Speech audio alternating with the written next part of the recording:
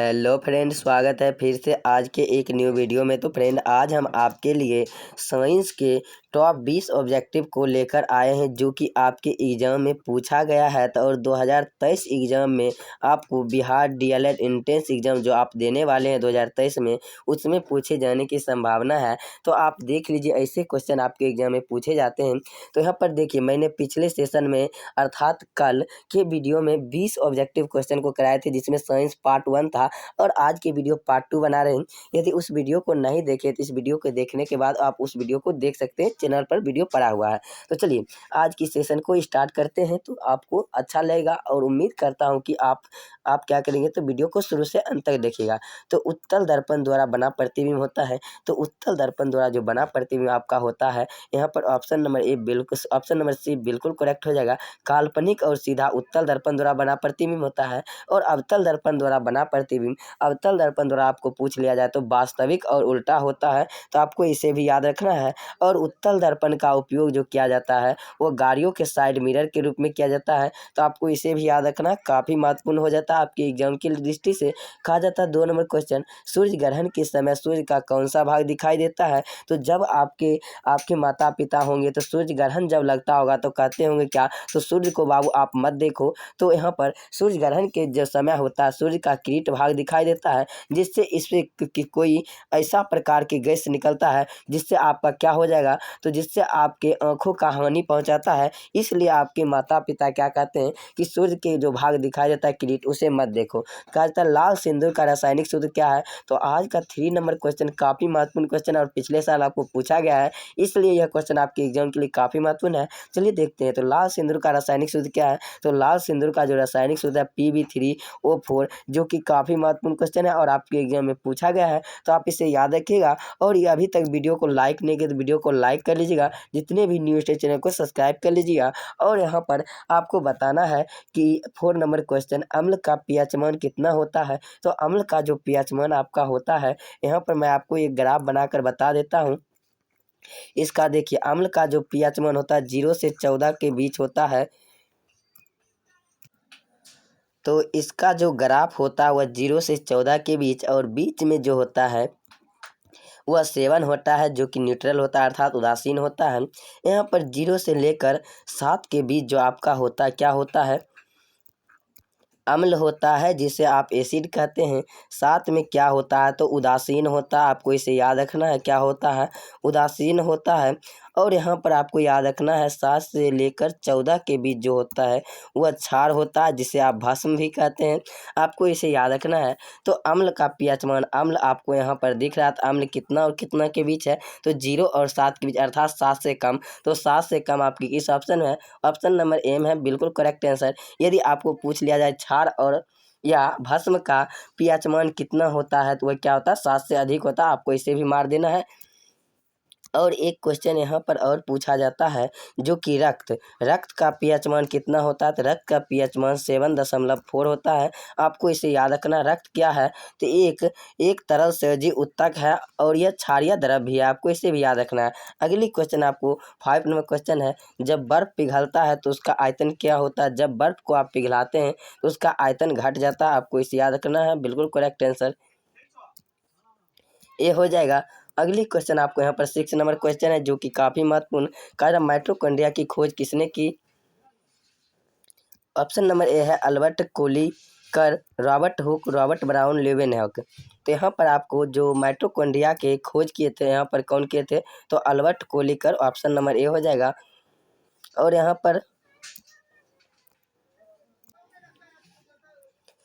पर Robert Hooke जो है वह किसका खोज किए थे, तो यहाँ पर कोशिका का खोज किसने किए थे, तो रॉबर्ट हुक ने किए थे।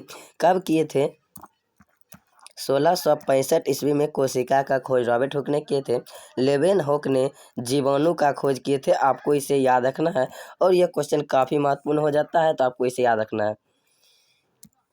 क्वेश्चन नंबर 7 है, हमारा भोजन किस अंग में पचता है। तो हम जो भोजन करते हैं वह जो पचता है हमारे छोटी आंत में, और छोटी आंत की लंबाई कितना होता है, 8 से 10 मीटर होता है।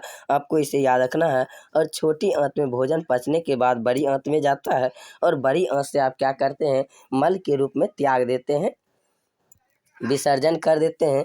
यहाँ पर क्वेश्चन नंबर 8 है, किस ताप पर जल का घनत्व अधिकतम होता है? तो वह कौन सा ताप है जिस पर जल का घनत्व अधिकतम होता है? तो यहाँ पर आपको बिल्कुल करेक्ट आंसर 273 डिग्री। यहाँ पर केल्विन जो होता है, के का अर्थ होता है केल्विन, 273 केल्विन पर जल का क्या होता है, घनत्व अधिकतम होता है। आपको इसे याद रखना है। क्वेश्चन नंबर 9 है, आपको एग्जाम में पूछा गया है।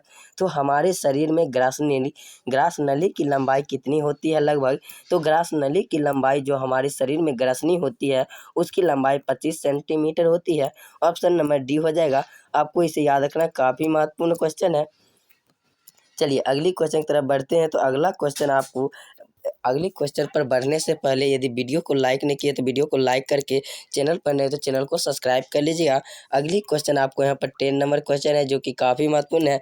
आपको यहाँ पर बताना है पानी का हिमांक बिंदु क्या होता है? तो पानी का जो हिमांक बिंदु होता है वह 32 डिग्री सेल्सियस होता है, 32 डिग्री सेल्सियस। और पानी का सूत्र क्या होता है, अर्थात जल का सूत्र जो होता है H2O होता है। और इसमें पूछ लिया जाता है जल के सूत्र में क्या होता है? तो जल के सूत्र में हाइड्रोजन और ऑक्सीजन का अनुपात कितना होता है? तो हाइड्रोजन कितने अणु है? तो 2 है तो 2, और ऑक्सीजन के अणु कुछ नहीं तो 1 रहता है तो 1 हो जाएगा। तो 2:1, यह भी आपके एग्जाम में पूछा जाता है और पूछा भी जाएगा, तो आप इसे याद रखिएगा। काफ़ी महत्वपूर्ण क्वेश्चन हो जाता है आपके एग्जाम की दृष्टि से। यहाँ पर क्वेश्चन नंबर 11 है, आपको बताना है, कहा जा रहा है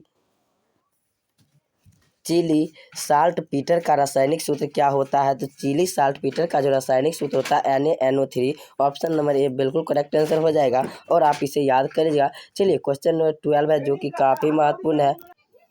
तो अगली क्वेश्चन जो आपका है यहाँ पर 12 नंबर क्वेश्चन, कहा जा रहा है क्या विद्युत ऊर्जा को प्रकाश ऊर्जा में बदलता है? तो आपके घर में जो बल्ब लगा हुआ होता है उसमें क्या होता है, विद्युत ऊर्जा आता है और वह आपको क्या करता है, प्रकाश उत्सर्जित करके देता है, जिसके कारण आप किसी वस्तु को देख सकते हैं और वहाँ पर आप पढ़ाई भी करते हैं, अपने किताब कॉपी को देख पाते हैं। तो यहाँ पर विद्युत ऊर्जा को बल्ब को क्या कर विद्युत ऊर्जा को बल्ब में बदल देता है। यहाँ बताना बाबू, मटर में गुणसूत्र की संख्या कितनी होती है? तो मटर में जो गुणसूत्र की संख्या होती है यहाँ पर 14 होती है। ऑप्शन नंबर ए हो जाएगा बिल्कुल करेक्ट आंसर। और मटर का उपयोग किसने किया था? तो मेंडल ने किया था, अपने आनुवंशिकता के क्या, तो आनुवंशिकता के जो जनक कहलाते हैं मेंडल, इन्होंने मटर के पौधे का यूज किए थे। आपको याद रखना है। भारी जल का रासायनिक सूत्र क्या होता है? तो भारी जल जो होता है उसका रासायनिक सूत्र D2O होता है और यह आपके एग्जाम के लिए काफ़ी महत्वपूर्ण है। अगली क्वेश्चन आपको यहाँ पर 15 नंबर क्वेश्चन है, बताना है आपको क्या, तो मनुष्य के सिर में कुल हड्डियों की संख्या कितना है? तो मनुष्य का सिर अर्थात मस्तिष्क जो होता है उसमें कुल हड्डी की संख्या आपका 29 होता है, जो कि आपके एग्जाम के लिए काफ़ी महत्वपूर्ण है। तो आप इसे याद कर लीजिएगा। यदि बच्चों आप अभी तक वीडियो को लाइक नहीं किए होंगे तो वीडियो को लाइक कर लीजिएगा और जितने भी आपके फ्रेंड्स होंगे उन्हें शेयर ज़रूर कीजिएगा। और आपको क्या करना है, नीचे में व्हाट्सएप ग्रुप का लिंक है, तो व्हाट्सएप ग्रुप का लिंक है, तो आप उस व्हाट्सएप ग्रुप में जुड़ जाएंगे। आपको क्लास का नोटिफिकेशन के साथ साथ वहाँ पर पीडीएफ भी आपको मिलेगा, तो आप वहाँ पर जुड़ जाएंगे और आपको यहाँ पर 2023 Bihar board DLED entrance exam देने जा रहे हैं, उसके लिए काफ़ी महत्वपूर्ण और कारगर साबित होगा वह ग्रुप आपके लिए। तो आप उस ग्रुप में जरूर जुड़िएगा। वीडियो के डिस्क्रिप्शन में दिया गया है व्हाट्सएप ग्रुप का लिंक। दाढ़ी बनाने में कौन सा दर्पण उपयोग करते हैं? तो दाढ़ी बनाने के लिए आप जानते हैं हजामती दर्पण के रूप में अवतल दर्पण का उपयोग करते हैं। आप सैलून में जाते होंगे बाल कटाने के लिए, तो सैलून में जो आपका दर्पण लगा हुआ होता है वह अवतल दर्पण रहता है, तो आपको इसे याद रखना है।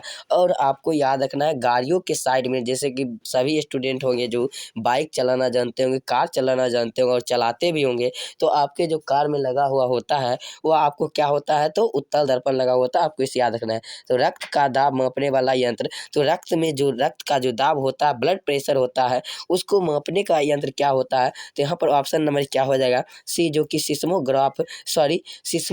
सिस्मोमैनोमीटर जो होती है यहाँ पर क्या हो जाती है, सिस्मोमैनोमीटर। ऑप्शन नंबर सी बिल्कुल करेक्ट आंसर हो जाएगा। और यही आपको क्या होता है, रक्त को दाब मापने वाले यंत्र होते हैं और बिल्कुल करेक्ट आंसर सी हो जाएगा। और रक्त का पीएच मान कितना होता है? 7.4 होता है। रक्त क्या है? तो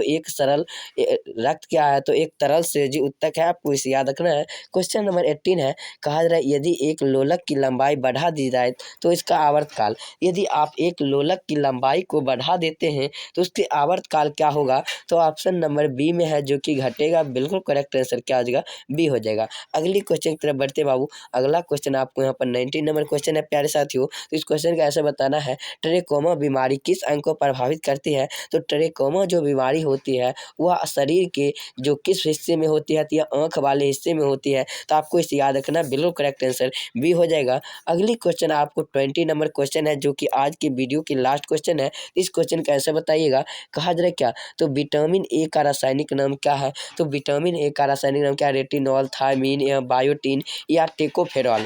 तो यहाँ पर आपको विटामिन ए का जो रासायनिक नाम है, यहाँ पर रेटिनॉल है। और विटामिन ए की कमी से कौन सा रोग होता है? तो आप कमेंट करके जरूर बताएंगे। थैंक यू, धन्यवाद, love you, thank for watching. तो बच्चों, आज का वीडियो कैसा लगा कमेंट करके जरूर बताएंगे। यदि आप लाइव क्लास लेना चाहते हैं तो आप व्हाट्सएप ग्रुप नीचे में दिया गया है, उस व्हाट्सएप ग्रुप में जरूर जुड़े और वहाँ पर मैसेज करके बताएं कि सर लाइव क्लास शुरू कीजिए, हम आपकी लाइव क्लास करने के लिए तैयार हैं। थैंक यू, धन्यवाद, थैंक फॉर वाचिंग।